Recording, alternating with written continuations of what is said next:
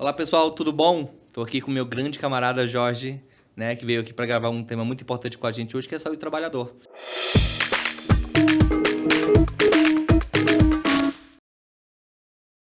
Jorge é enfermeiro graduado pela UFPI, né? É enfermeiro da Secretaria de Saúde do DF, mestre em Políticas Públicas da Saúde pela Fiocruz, lá em Brasília também, e presidente do Sindicato dos Enfermeiros do DF, além de ser diretor da Federação Nacional dos Enfermeiros também.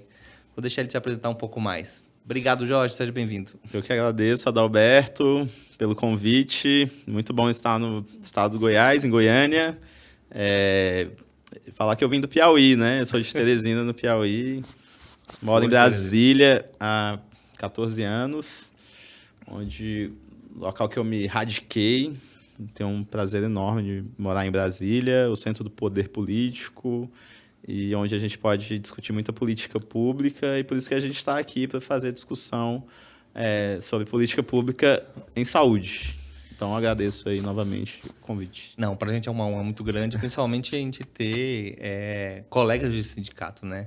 Acho que o Sindicato do DF executa um trabalho brilhante lá nas terras federais. E, claro, a gente trazendo essa experiência para cá. Mas, Jorge, vamos para o ponto, né? Hoje você veio para falar sobre um tema importante que é a saúde do trabalhador, né? Quando a gente fala hoje de saúde do trabalhador, o que se envolve, o que engloba, o que é a saúde do trabalhador para a gente? Porque a gente tem muitas siglas, a saúde do trabalho, o SESMIT, ou seja, e as pessoas acabam se perdendo nesse emaranhado, inclusive, de informações. Mas o que empiricamente mesmo é a saúde do trabalhador? Conta um pouquinho para a gente. Quando a gente fala em saúde do trabalhador, o que primeiro vem em mente é a questão relacionada ao grau de adoecimento do trabalhador, né? É um lugar comum dessa discussão. Mas a saúde do trabalhador ela tem uma complexidade muito grande, porque ela é caudatária, né? Ela herda muitos vieses científicos, né? A gente tem as ciências da saúde, a gente tem as ciências sociais, a gente tem a ergonomia, toxicologia, tem a medicina latino-americana, a gente tem o movimento operário italiano, que advém da reforma italiana, reforma da saúde italiana. Então, ela é um intercâmbio de muitas ciências. Então, a saúde do trabalhador não necessariamente é você só discutir o processo de adoecimento relacionado ao trabalho. Ela engloba ações de promoção, prevenção, políticas públicas, condições de trabalho, entre outras questões que estão relacionadas ao modo de produzir e reproduzir a vida. Porque a saúde ela tem uma questão que ela é imanente, que é a questão biológica, mas ela tem uma questão que transcende, que está relacionado ao trabalho. Os seres humanos, quando se organizam para produzir existências, organizam modelos econômicos que afetam a sua vida de acordo com a posição que o ser humano está. Então, isso vai dizer como ele tem acesso, por exemplo, a lazer, a saúde, a trabalho, emprego e uma série de outras questões. E isso produz materialidades que vão dizer como uma pessoa é saudável ou não.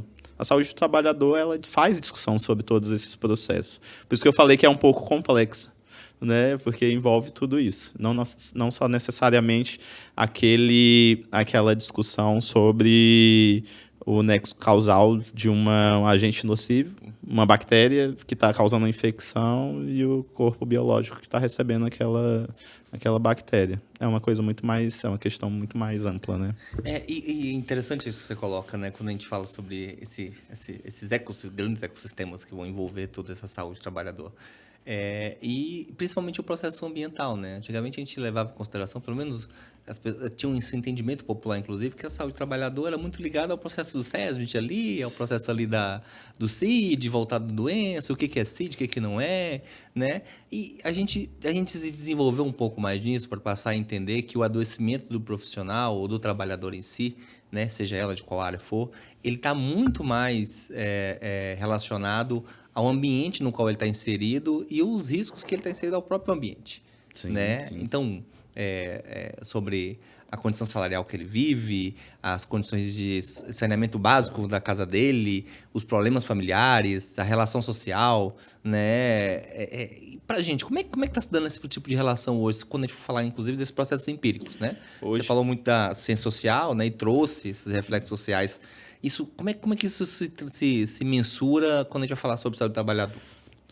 ainda é muito comum a gente, quando na discussão com um profissional da saúde ou um profissional que não é da saúde, a própria população, da gente falar muito da medicina do trabalho ainda. Porque a medicina do trabalho, ela olhava para a pessoa, para o trabalhador, e ela extraía daquela situação Sinais os e elementos sintomas. de como ela poderia atuar para evitar que o trabalhador não adoecesse, né? E nisso a gente tem o processo de evolução com a saúde ocupacional, que olha para os riscos.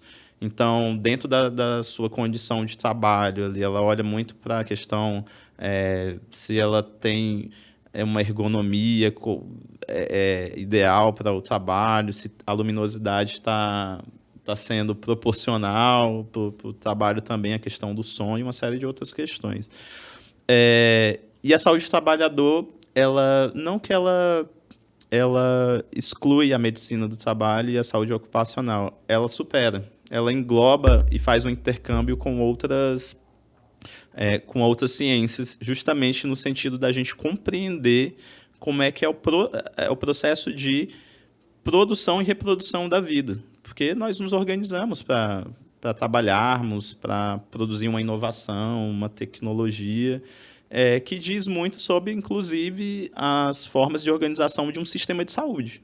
Por exemplo, o Sistema Único de Saúde, ele se organiza com base em uma jurisdição, em normas, em programas, em tecnologias, inovações, que tenta absorver toda essa demanda epidemiológica, que é o quê? É entender como a população, inserida no seu processo dinâmico, econômico, ela adoece e como é que ela pode ter, através do acesso, a democratização do acesso a assistência, a tecnologias como a vacina e outros procedimentos para ela ter um processo saudável de vida.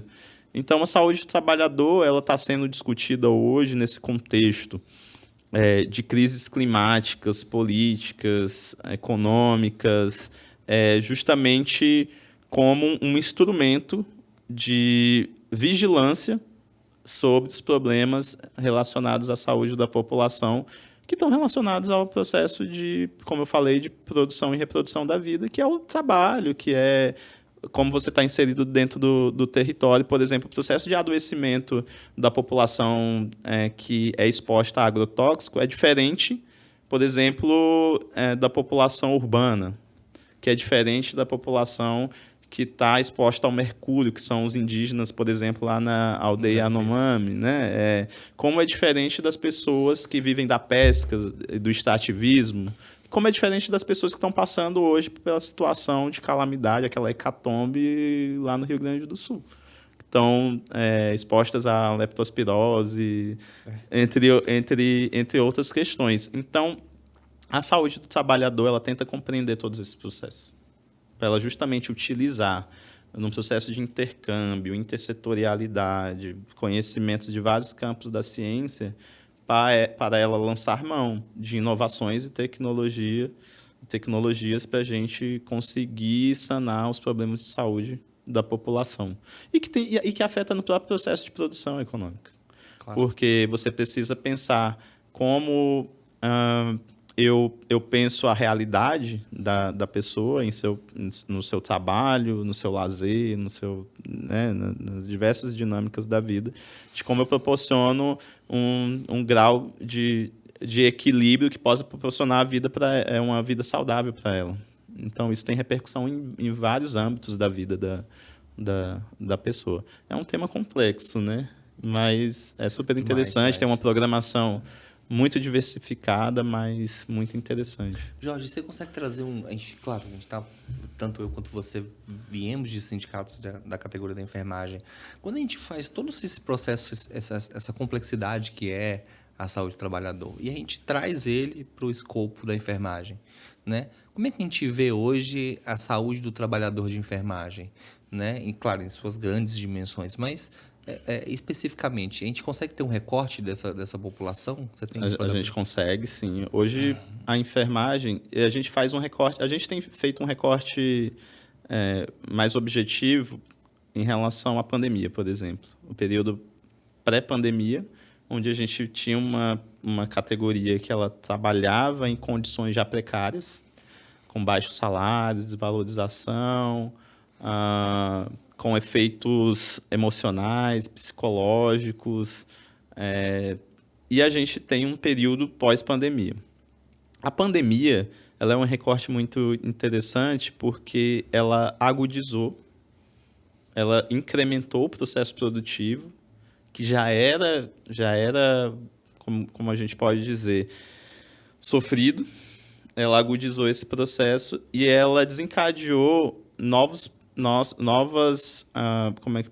elementos, novos processos de adoecimento, como burnout, as questões emocionais, psicológicas, e traz um conceito muito interessante da Cecily Sanders, que trabalha com o conceito de dor total. Até uma amiga de Brasília que fez um estudo recentemente sobre sofrimento da enfermagem durante a pandemia. Ela traz esse conceito de dor total porque ela traz os aspectos multidimensionais do sofrimento da enfermagem, que é a dor social, porque tem o isolamento.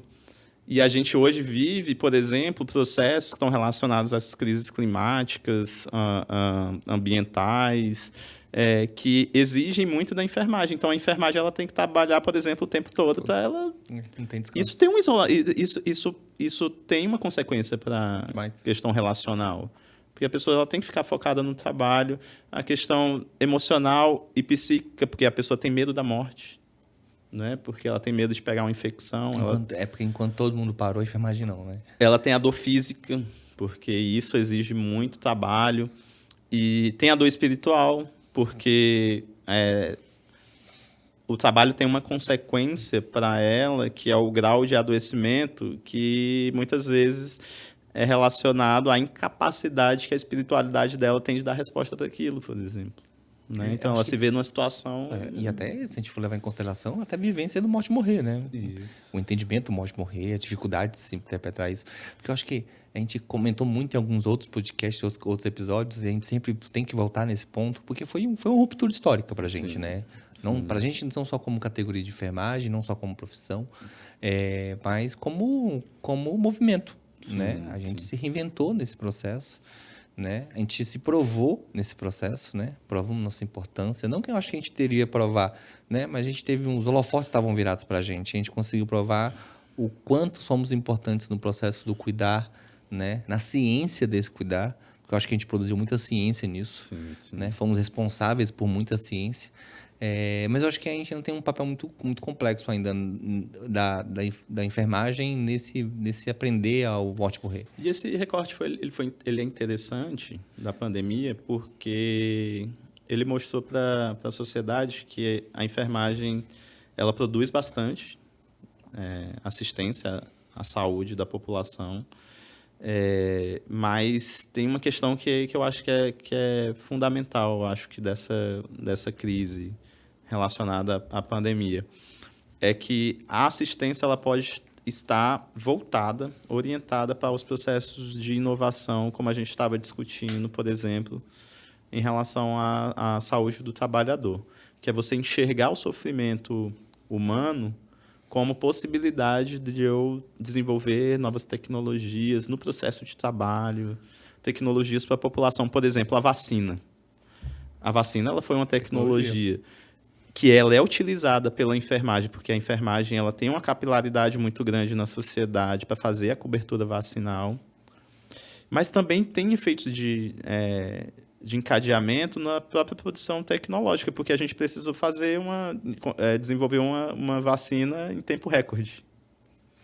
Então, quem está inserido nesse processo que faz com que a gente absorva essa realidade, esse conhecimento, para a gente inovar? Quem está à frente disso é a enfermagem.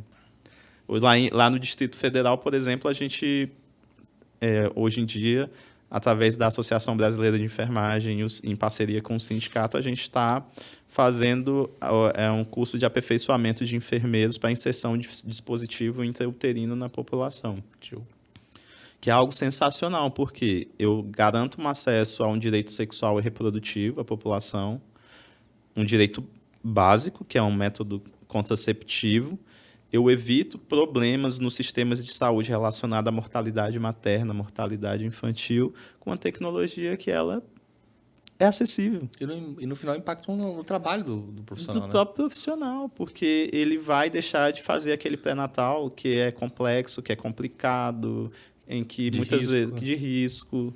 Então, eu acho que a enfermagem ela pode constantemente inaugurar e reinaugurar o ciclo da política pública em saúde, justamente por ela ter esse conhecimento epidemiológico.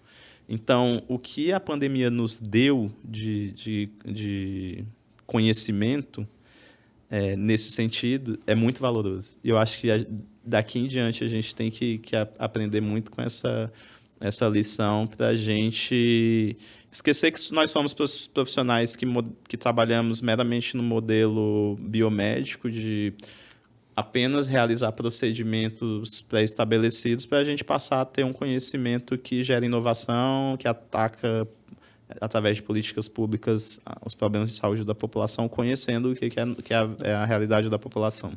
Até trabalhava isso ontem numa aula que acompanhei, a gente estava falando sobre essa nova transformação, inclusive, de SAI para processos de enfermagem, né? Ampliando, inclusive, a atuação do enfermeiro como processo de gestão, né?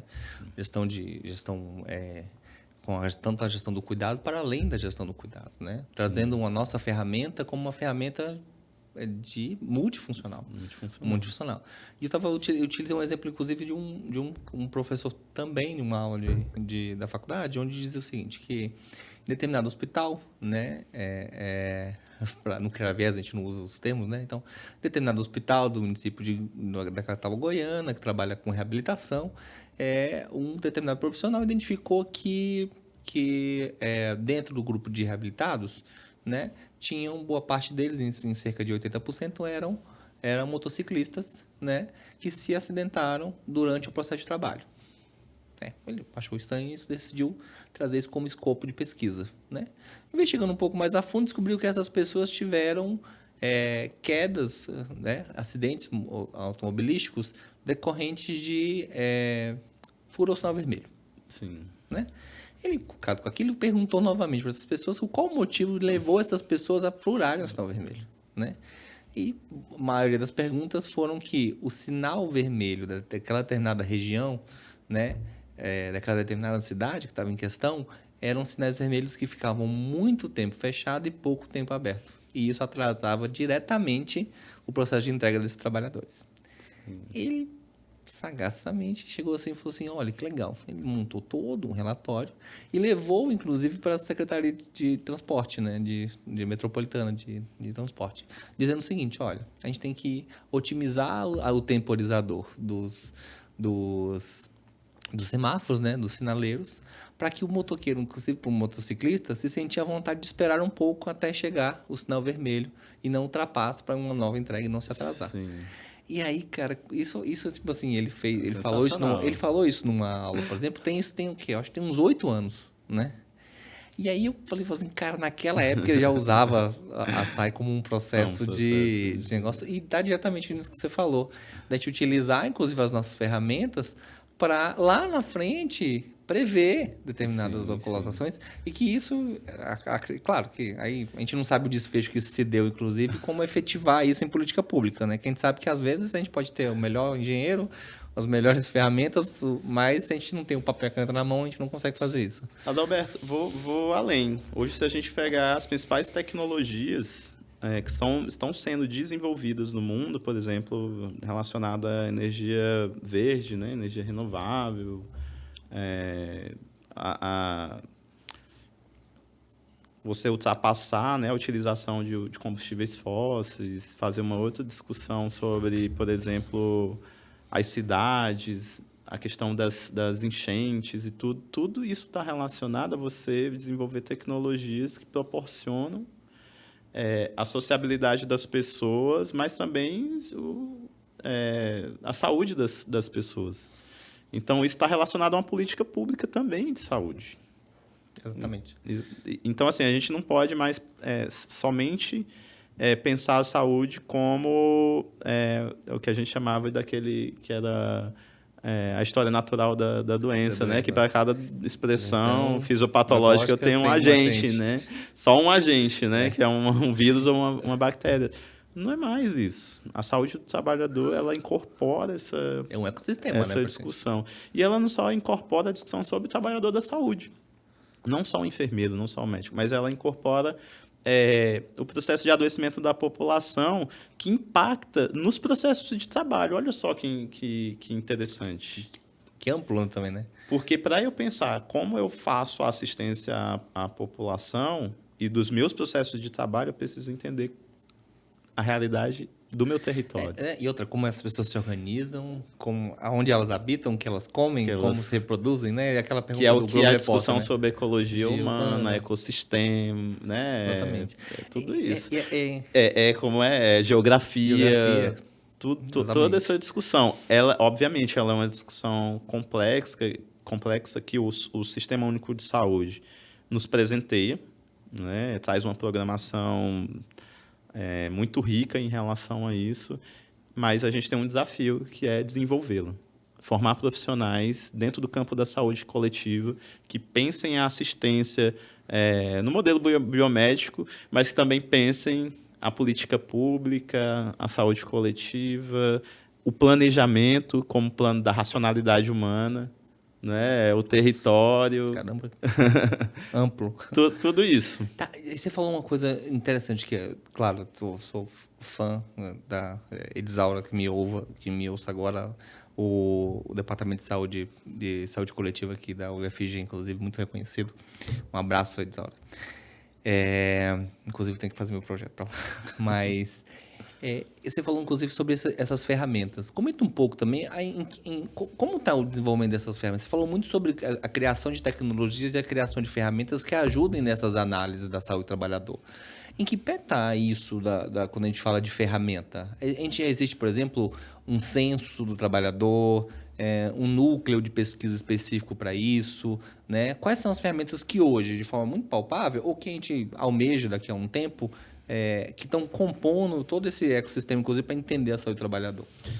A institucionalização do Sistema Único de Saúde foi muito importante para a gente avançar nessa programação, com ferramentas. A Lei 8080, a Lei Orgânica 8142, que traz a discussão sobre vigilância em saúde do trabalhador, é um avanço enorme nessa discussão. A Instrução Normativa de 98 da Vigilância em Saúde do Trabalhador, porque traz todo um roteiro metodológico de investigação sobre toda essa dinâmica, né? A informação para a ação. Eu considerar, por exemplo, o conhecimento do trabalhador para eu gerar informação de como eu vou solucionar os problemas, a intersetorialidade. A gente teve, por exemplo, a criação, a institucionalização da Rede Nacional Integral de Saúde do Trabalhador, que é a RENAST, que ela vai coordenar uma ação conjunta dos Centros de Referência em Saúde do Trabalhador.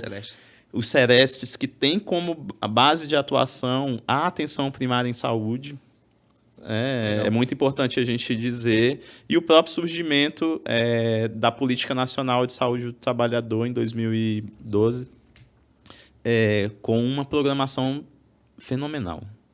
Só que a gente ainda tem um desafio muito grande, que é, através de financiamento, criar um corpo administrativo de servidores públicos, ou seja, uma burocracia estatal que pense nesses processos todos a médio e longo prazo, para a gente conseguir estruturar toda a rede. A gente tem um desafio de fazer esse fortalecimento, porque a gente passou nos últimos 20, 30 anos por um processo de desinvestimento na saúde, que flagrante. A emenda constitucional 95, por exemplo, retirou em poucos anos bilhões de reais do Sistema Único de Saúde, que afeta em toda essa estruturação desses serviços, justamente porque ele identifica o que é a expressão, Adalberto, do neoliberalismo, né? Que é a austeridade fiscal, desinvestimento nas políticas públicas de saúde, sucateamento, o que traz consequências para todos esses serviços. Então, a gente pode dizer que hoje a gente tem um desafio que é retomar essa programação no sentido da estruturação desses serviços, pensando que a atenção primária ela é um eixo ordenador disso, porque é através da atenção primária, por exemplo, que os Serestes eles têm que pensar o processo de formação dos profissionais da saúde para coletar informação, por exemplo, a capacitação de trabalhadores, do controle social, tudo isso.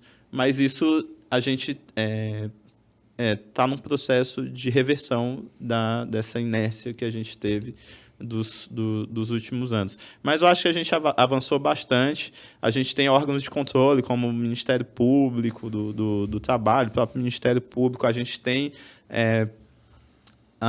as instituições de pesquisa, como Fiocruz, Fundacentro, as universidades federais. A gente tem os sindicatos, tem uma série de outras organizações que têm tentado fazer esse trabalho, com muita dificuldade.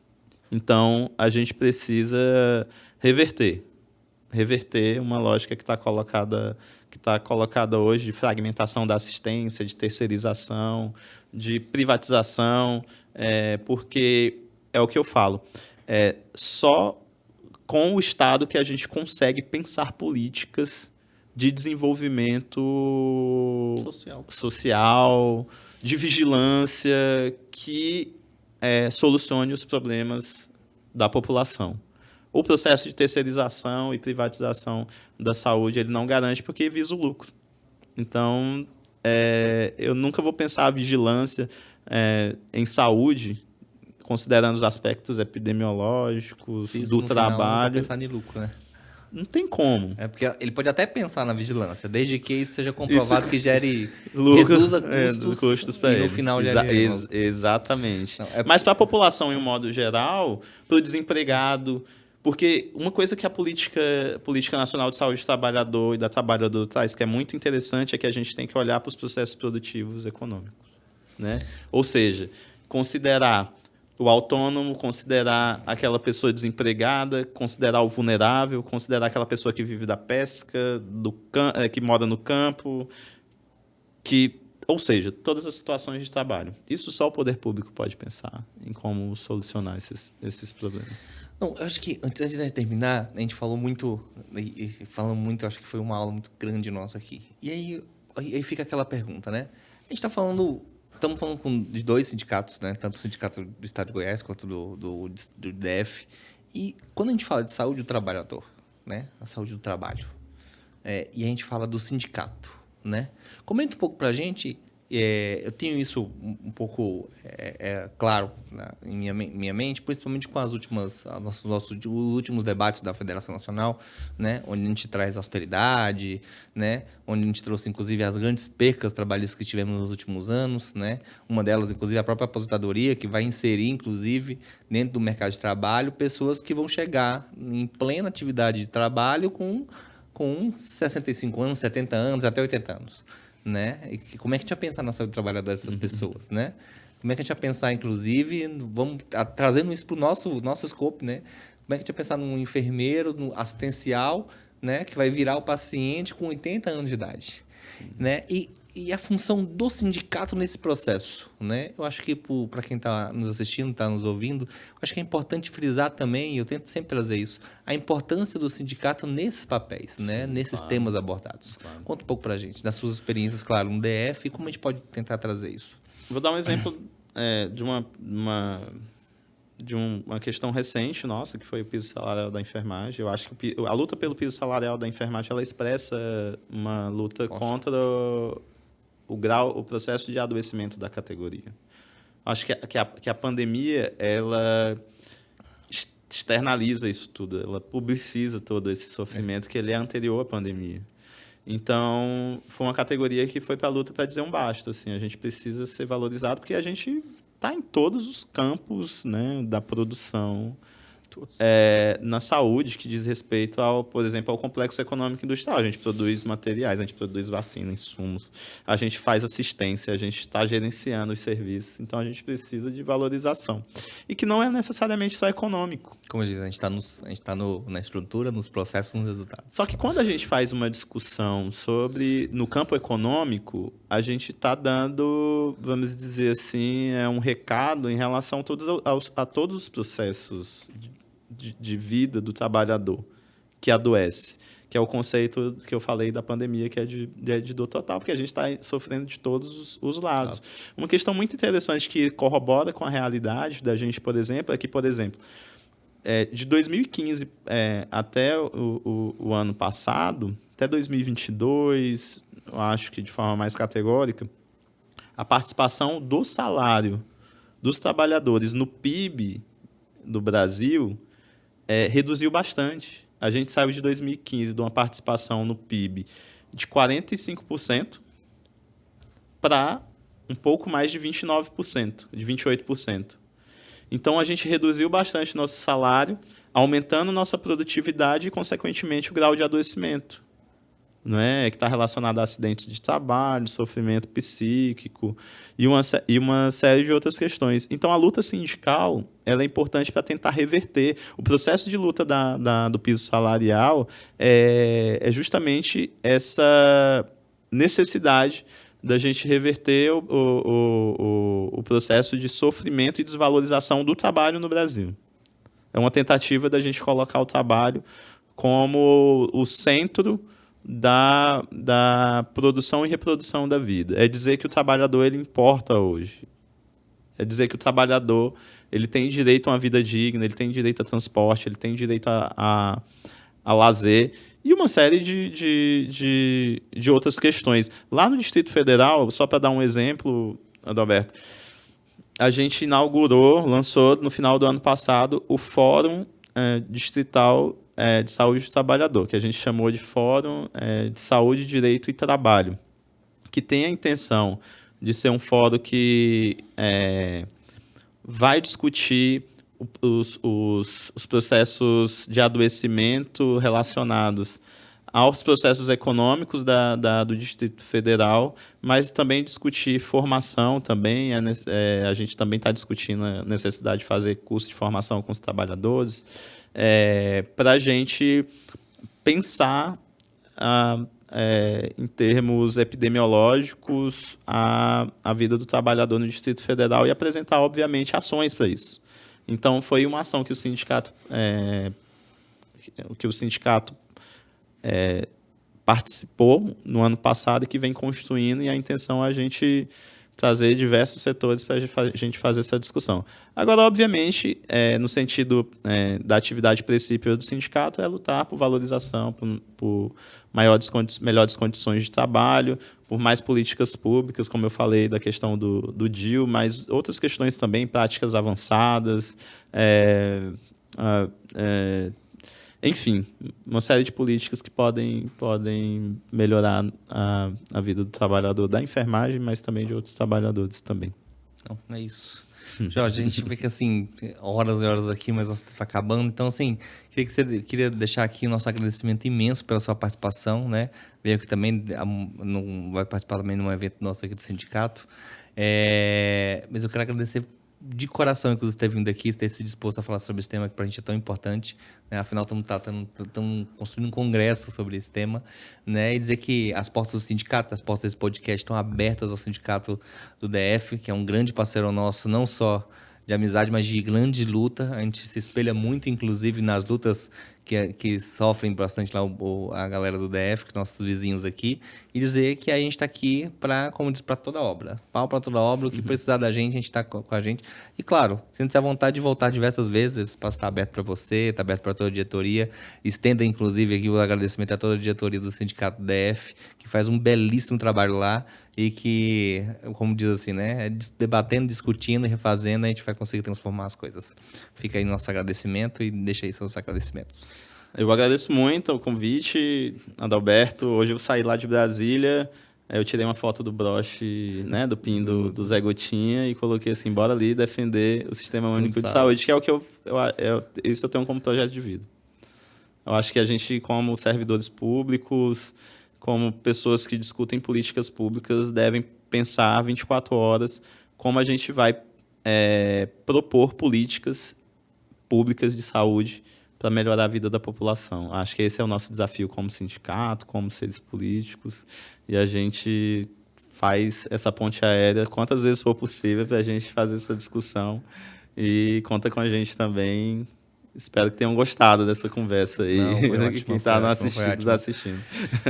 Então, gente, ficamos aqui, mais um episódio do Pode Cuidar, esse podcast realizado com muito carinho pelos sindicatos dos enfermeiros aqui do estado de Goiás, né? Para você, inclusive, que quer acompanhar os outros episódios, o link também tá aqui, o endereçozinho do nosso canal. Para você que está nos ouvindo aí nos streams de áudio, também curte os outros episódios também, que a gente tem muita história boa para contar, muito tema sendo debatido, e a gente conta bastante com a participação de vocês, tá bom?